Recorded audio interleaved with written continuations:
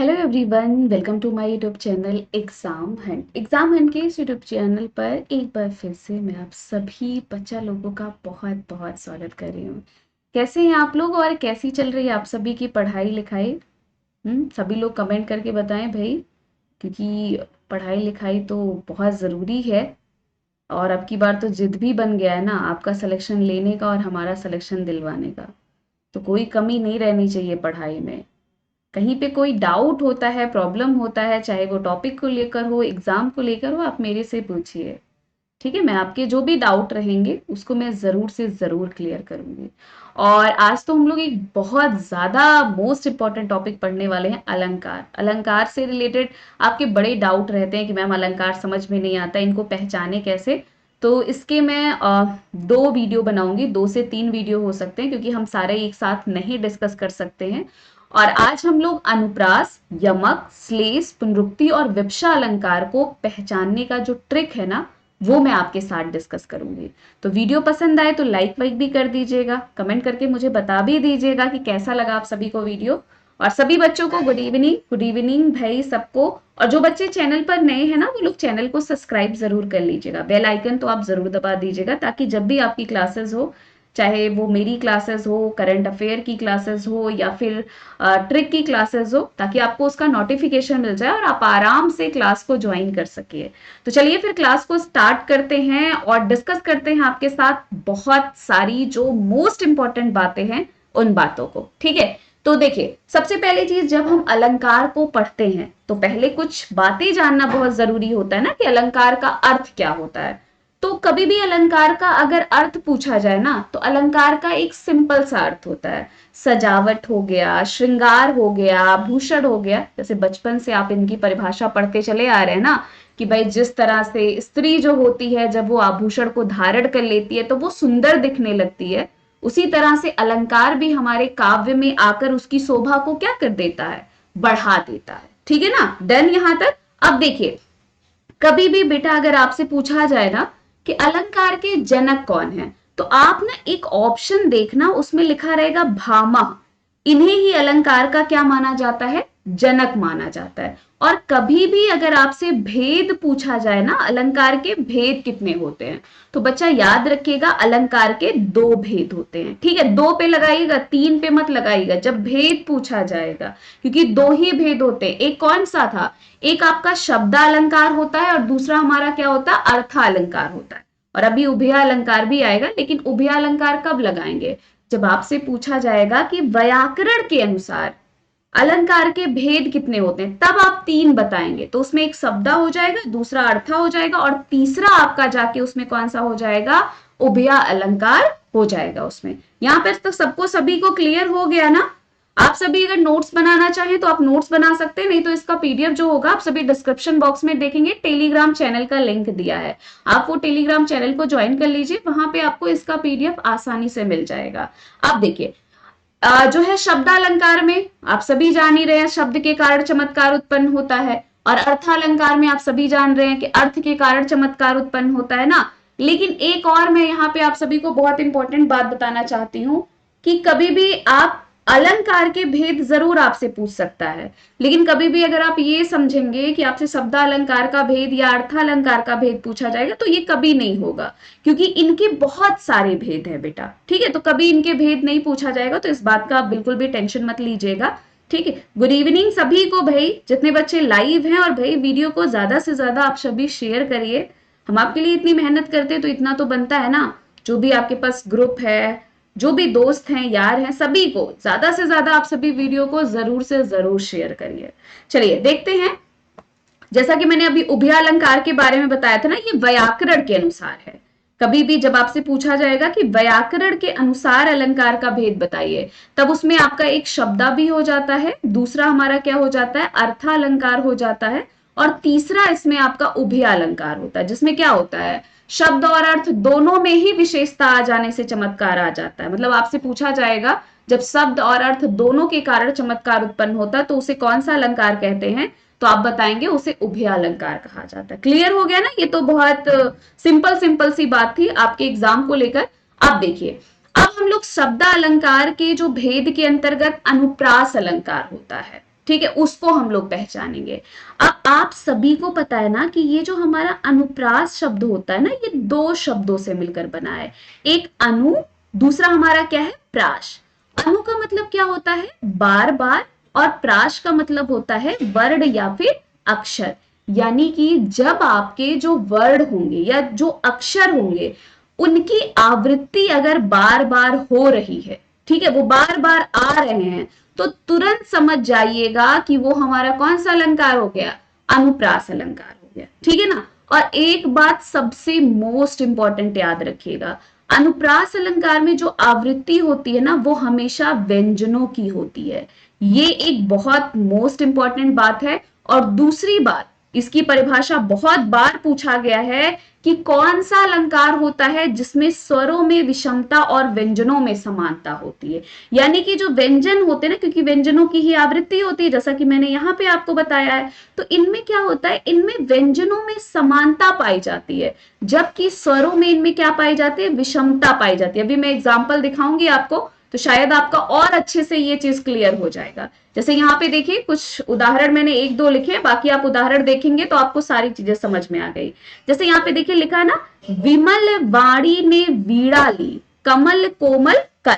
अब यहाँ पे देखिए, यहाँ पे आपके बा के साथ क्या आ रहा है, ई आ रहा है, ना। यहाँ पे वा के साथ क्या आ रहा है, आ रहा है। ठीक है, यहाँ पे आपका वा के साथ क्या आ रहा है, बड़ी ई आ रही है। अब यहाँ पे देखिए का वाला, का के साथ क्या आ रहा है, आ रहा है। यहाँ पे का के साथ क्या आ रहा है, ओ आ रहा है। ठीक है, और यहाँ पे का के साथ क्या आ रहा है, फिर से आ रहा है। तो आप देख रहे हैं ना, जैसे इस वाले में आपका जो आपका व्यंजन था वो समान थे, मतलब वाह वाह वाह सभी में आ रहे थे, लेकिन आपका जो स्वर था वो क्या था, असमान था। पहले में छोटी ही आया, दूसरे में बड़ा आया, तीसरे में क्या आ गया, बड़ी आ गया। इसी तरह से इसमें भी पहले में छोटा आया, बड़ा में ओ आया, फिर इस तरह से होगा। अब जैसे देखिए एक और एग्जाम्पल यहाँ पे दिया गया है, घेर घेर घोर गन, घा रा घरो। यहाँ पे देखिए, यहाँ पे क्या आ रहा है, घा के साथ आपका ए आ रहा है। ठीक है, इसमें भी आप देख रहे हैं घा के साथ क्या आ रहा है, ए आ रहा है, लेकिन इसमें क्या आ रहा है, घा के साथ क्या आ रहा है, ओ आ रहा है। और इसमें क्या आ रहा है, घा के साथ क्या आ रहा है, बड़ा आ की मात्रा आ रही है। ठीक है ना, क्लियर हो गया सभी को ना। तो ये बात आप सभी याद रखिएगा, क्या क्या वर्णों की आवृत्ति होती है, व्यंजनों में समानता होती है, और स्वरों में क्या हो जाती है, अगर असमानता होती है तो वहां पे कौन सा अलंकार हो जाएगा, अनुप्रास अलंकार होगा। क्लियर हुआ सबको? जल्दी से कमेंट करके बताइए भाई आप सभी। डन? कोई कंफ्यूजन होगा तो फटाक से पूछ लीजिएगा। और होमवर्क है आज, तो हम आपको बता रहे हैं, कल हम लोग प्रश्न भी करेंगे इनसे रिलेटेड, ताकि आपका एकदम से जो है ये चीजें क्लियर हो जाए, कभी गलत ही ना हो। ठीक है ना, जो आपका ये एक रहता है ना कि मैम ये कभी सही नहीं होता, तो आप कहेंगे मैम कभी अलंकार के प्रश्न तो गलत ही नहीं होते हैं हमारे, अब हम क्या करें। तो अब ये वाला होना चाहिए ना। चलिए, और भाई वीडियो को आप सभी ज्यादा से ज्यादा शेयर करिए। मैं आप सबसे यही बोलूंगी कि जो है जितने भी बच्चे लाइव हैं वो तो कम से कम जरूर शेयर करें, और जो भी बच्चे वीडियो को देखें वो भी अपने दोस्तों के साथ जरूर से जरूर वीडियो को शेयर करें। देखिए अगला, देखिए यमक अलंकार, ये भी बहुत इजी सा है, बचपन से इनको पढ़ते आ रहे हैं आप। यमक अलंकार, यमक अलंकार का मतलब भाई जितने शब्द उतने अर्थ, जितनी बार शब्द आएगा उतनी बार उनके अर्थ आएंगे। ठीक है, मतलब वही है कि जितनी बार शब्द उतनी बार नए अर्थ। जैसे यहाँ पे देखिए, काली घटा का घमंड घटा। अब देखिए काली घटा, भैया घटा शब्द आपको यहाँ पे भी दिखा, घटा शब्द आपको यहाँ पे भी दिखा, लेकिन इस घटा का मतलब क्या हो गया, इस घटा का मतलब हो गया बादल, यानी कि काले बादल का घमंड घटा। घमंड घटा का मतलब क्या हो गया, यहाँ पे कब हुआ। ठीक है, जैसे आप एक सजना है मुझे सजना के लिए। ठीक है, जैसे आप ये वाला है ना कि सजना है मुझे सजना के लिए, तो पहला सजना का मतलब क्या हो गया, पहला सजना का मतलब होता है तैयार होना, और दूसरे सजना का मतलब क्या होता है, प्रियवर के लिए। ठीक है ना, तो उसी तरह से यहाँ पे जितनी बार शब्द आएंगे उतनी ही बार उसके क्या हो जाएंगे, नए अर्थ अगर आ रहे हैं तो वहां पे कौन सा अलंकार हो जाएगा, आपका यमक अलंकार हो जाएगा। बताइए यहां तक डन ना सभी? और जैसे एग्जाम्पल देखिए, 3 बेर खाती थी वे 3 बेर खाती है। यहाँ पे देखिए 3 बेर, एक बेर यहाँ पे दिया गया है और एक बेर यहाँ पे दिया गया है। इस बेर का मतलब क्या हो गया, ये फल है, ठीक है, ये क्या है, 3 बेर खाती थी, यानी कि एक बेर फल होता था ना, उसको वो 3 बार खाती थी, मतलब तीन फल खाती थी, और उसको तीनों समय खाती थी, सुबह भी खाती थी, दोपहर में भी खाती थी, शाम को भी खाती थी। तो शब्द भैया जितनी बार आ रहे हैं उतनी बार उसका अर्थ आ रहा है। जैसे यहाँ पे एक और एग्जाम्पल, ये भी बहुत इंपॉर्टेंट एग्जाम है, कहे कवि बेनी बेनी ब्याल की चुराई लीनी, यानी कि कहे कवि बेनी, मतलब कवि बेनी जो है वो कह रहे हैं, यानी कि ये बेनी जो है वो क्या है, वो कवि का नाम है, ठीक है, और ये बेनी जो है इसका मतलब क्या है, चोटी है। क्लियर हो रहा है ना सभी का। तो यहां पे देखिए शब्द जितनी बार आ रहे हैं उतनी बार उसका अर्थ आ रहा है, तो जितनी बार शब्द उतनी बार अगर अर्थ आ रहा है तो आंख बंद करके लगा देना है, वो आपका कौन सा अलंकार हो जाएगा, आपका यमक अलंकार हो जाएगा, ठीक है। क्लियर, चलिए अगला देखिए हमारा एक फेवरेट वाला, ये तो भाई कभी नहीं गलत होना चाहिए, कनक कनक ते 100 गुनी मादकता अधिकाय, ठीक है, जो खाए बौराए जग, जो पाए बौराए, मतलब एक कनक का अर्थ यहाँ पे क्या हो गया, एक कनक का अर्थ हो गया सोना, और दूसरे कनक का अर्थ क्या हो गया, धतूरा हो गया, ठीक है, ये तो सभी लोग जानते हैं, ये तो बचपन का ही प्रश्न है। तो यहाँ पे भी देखिए शब्द जितनी बार आ रहे हैं अर्थ उतनी बार उसका आ रहा है, ठीक है ना, देखिए कितना इजी सा है, कुछ कठिन है क्या। अभी तो ये तो पढ़ ही रहे हैं, अभी देखिएगा इतना बढ़िया, अब आप यही बताएं ना, यही कहेंगे आप कि मैम पता नहीं क्यों हमारे अलंकार के तो प्रश्न ही नहीं गलत हो रहे हैं, और अभी तक हम कह रहे थे कि हमारे प्रश्न बहुत गलत हो रहे हैं। चलिए देखिए अगला हमारा, देखिए श्लेष। श्लेष अलंकार, श्लेष का मतलब ही जानते हैं आप सभी, श्लेष का मतलब क्या होता है, चिपका हुआ, ठीक है, ये फेविकोल की तरह क्या होते हैं, चिपके होते हैं। ये कहते हैं भैया रहेंगे एक, लेकिन हम अर्थ क्या देंगे, अनेक देंगे, यानी कि शब्द एक है लेकिन अर्थ क्या है, अनेक अगर आ रहे हैं तो वहां पे आपका क्या हो जाएगा, सिंपल सी बात है, श्लेष अलंकार जब चिपके ही रह रहे हैं तो क्या होगा भाई इनका। जैसे यहाँ पे देखिए, मंगन को देत पट, मंगन को देख पट देत बार बार है, मंगन का मतलब एक मांगने वाला होता है, ठीक है, उसको देखती हैं, दो औरतें रहती हैं, तो एक क्या करती है, जब उस बेचारे मांगने वाले को देखती है ना, तो भैया उनके घर में जितना कपड़ा लगता होता सब कहते हैं भाई ले लो, तुम ही ले लो, तुम ही जाओ। और दूसरी क्या कहती है, जब उनको देखती है ना तो वो दरवाजे को क्या कर लेती है, बंद कर लेती है। तो मंगन को देख पट देत बार बार, यानी कि एक पट का मतलब क्या होता, उसी पट का, उसी शब्द का अनेक अर्थ। एक पट का अर्थ क्या हो गया, वस्त्र, और दूसरे पट का क्या अर्थ हो गया, दरवाजा हो गया, ठीक ना, डन ना, क्लियर। तो शब्द एक अर्थ अनेक। जैसे यहाँ पे देखिए, ये तो भाई बड़ा एग्जाम्पल, बड़ा ही फेवरेट वाला है, रहीमन पानी राखिए बिनु पानी सब सून, पानी गए ना उबरे, ठीक है, मोती मानुष चून। अब यहाँ पे देखिए, अब आधे लोग इसमें बड़े कंफ्यूज रहते हैं, ठीक, यहाँ पे बहुत लोग जो है बहुत कंफ्यूज रहते हैं कि रहीमन पानी राखिए बिनु पानी, यहाँ पे तो पानी शब्द 3 बार आ रहा है ना, एक बार ये पानी आ रहा है, फिर ये पानी आ रहा है, फिर ये पानी आ रहा है, और अर्थ भी हमें 3 दिखाई दे रहा है, तब तो भाई शब्द जितनी बार अर्थ उतनी बार, तो इसमें तो यमक होना चाहिए ना, क्योंकि शब्द जितने उतने बार अर्थ होगा। लेकिन बेटा ऐसा नहीं है, रहीमन पानी राखिए, यानी कि रहीम दास जी कहते हैं कि पानी को बचा कर रखिए, ठीक है, बिनु पानी सब सून, यहाँ पे कहते हैं कि बिना पानी के सब कुछ सूना है। ये जो आपको जल चमक सम्मान के लिए पानी का प्रयोग किया गया है ना, ये किसके लिए किया गया है, ये मोती मानुष और चून के लिए किया गया है, इस पानी के सेंस में।